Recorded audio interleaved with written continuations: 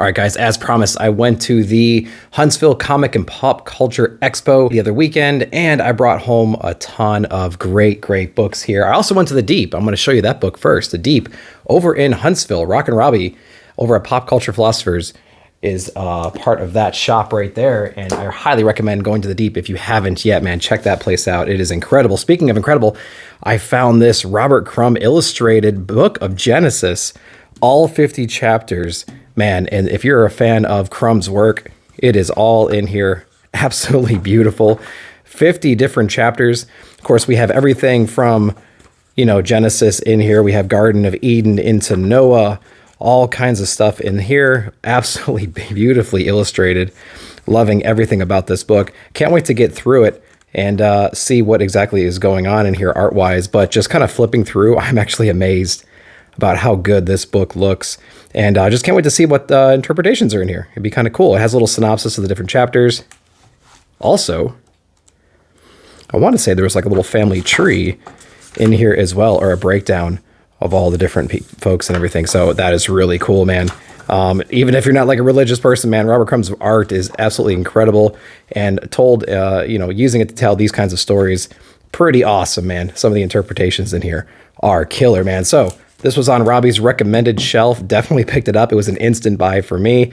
Can't wait to get back to the Deep here soon. Check them out if you haven't. You got some awesome stuff over there. Now on to some of the books I got at the con. Now, not in any particular order. I'm going to save some of the bangers for the end. I did watch Cartoonist Kayfabe, and they went over Paul Chadwick's Concrete. So I was able to pick up issue number 1 and 2 of Concrete, an amazing book, very well illustrated, man. It's so cool. I loved going through this on that episode, and I kind of made it my goal to try to find this very good deal on this too. I think it was around $10 or so for the pair, maybe $15 for the pair. So definitely got a good deal, in great shape as well. Man, these are in really good shape for their age and everything. So super excited to have some Concrete 1 and 2 in my life. I'll get into those at some point. And if you've been paying attention to my social media, I have been getting into Frank Miller's Ronin. Of course, everyone's a big fan of Mandalorian with Baby Grogu and Mando and things like that. Well, I mean, there's origin stories or, stories out there that influence those kinds of series. And so we have Lone Wolf and Cub. Again, probably not the original source material, obviously, but definitely an influencer, or at least carries on the tradition of that like lone samurai ushering a child through the deep, dark, dangerous wilderness, just trying to get where they are going. And so I was actually able to pick up Lone Wolf 1 through 10 and issue number 24. And man, I'm going to put some of these vendors and stuff like that down below in the description as I remember them. I'll put Vigilant Comics down there as well, so you got to check those guys out. There's also a shop in Chattanooga for them. Awesome guys, got a great deal on these. And what I thought was interesting when I was looking through some of these after I got home was we do have some signatures on here, which I can only assume would be Frank Miller, although they do look a little non-traditional compared to what I've seen before. But his signature does change quite a bit depending on the year and what he's actually signing with. So Sharpie and pen might be two different things. If you have any experience with Frank Miller autographs, let me know if these look legit to you. I've done my best to look up some certain things, and some of them are close, but sometimes they're not. So let me know. I know it evolves over time. But man, Lone Wolf and Cub, what an excellent series to get into. Classic story, amazing black and white samurai book. Check this out if you haven't yet. So we're going to get into a series I'm trying to get a few issues of, and I did more than that. And it's been a dream of mine since lunch, and I'm not going to give up on it now. Usagi Yojimbo. We have issue number 1, first print here, and this thing is in very good condition. I mean, I would say it's a 9.6 as it stands. With a press, who knows what it would actually get to. But man, this is in such good shape. Razor sharp corners, no spine ticks that I can perceive, no color break or anything like that. There's no pages missing, there's no wrinkles, there's no bumps, no indentations.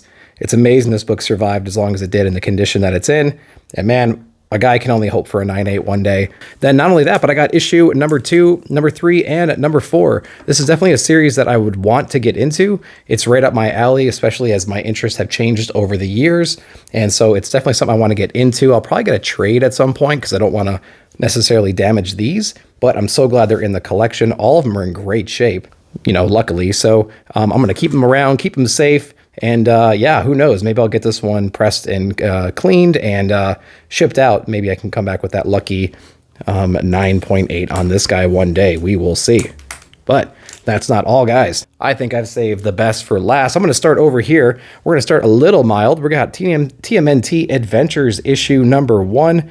Now, this is interesting because I've seen a couple copies of this, and we see the dollar price up here. I've seen $1.50 and I've seen $1.25. So somebody help me do some research on that and try to distinguish which one is which. But nothing inside of this says it's a reprint or anything like that. And the price certainly suggested it was the first print, but after some haggling and stuff, I did get it down a little bit. But if you know about this price variance or anything like that, let me know. And yeah, just totally happy to get this one in the collection. And again, on the inside cover, it doesn't say anything about reprints that I was aware of. I'll even open it up right now and you can see perhaps down below, TMNT Adventures Mirage Studio. This is one of 3 issues, August 1988, published and printed in the United States. Nothing on here that suggests there's a reprint or anything like that. Nothing up here, but I'm not extremely well versed in some of this stuff. So if you know if this is a reprint, let me know. And it has that dollar mark, not $1.25, which you might see on like cover price and things like that. So I'll have to look and do a little bit more research on here. But if you already know, save me the trouble, man. Put it down below in the comments. Either way, awesome, awesome add to the collection. All right, so here's where things get a little bit more serious for me. We're going to start over here with a TMNT issue number 1. That is a 5th print. And so extremely good condition. I was talking to this vendor a lot. He actually did not have these books on hand the first day I was at the con on Saturday. I told him I was looking for more turtles. He came back the next day, Sunday, with a short box full of turtles and some other indie books. And I bought several books from him. But yeah, a 5th print. Issue number 1. Absolutely love this cover. I think this is when the cover switched from the first print aesthetic, that classic cover that we're all used to seeing. I think they use that same one for 1, 2, 3, and 4, if I'm not mistaken. And this is like the one that they switched off of. This is the first cover they switched from. And so I'm loving this one. And yeah, really, really good condition. Got a good deal on it. Then we have book number 2. This is the 3rd print. First and second print have Mauser on it. And it's just that classic giant Mauser head with that blue silver airbrush effect that Peter Laird did. But we have book number 2, 3rd print. First appearance of April, I believe. First cover appearance on this 3rd print right here. So really glad to have issue number 2, the colored cover right there in the collection. And then we have a 2nd print, issue number 5, with the turtle on here, presumably Raph. And so this is awesome. I love to have this one as well. I think around the 3rd to 4th issue of TMNT, the first prints are not that elusive. Or maybe not that elusive, maybe not that expensive compared to obviously the first and second comic. But once you start getting to 3, especially 4, things get a little bit more affordable in the first print. Still rare, but this is the 2nd print, number 5.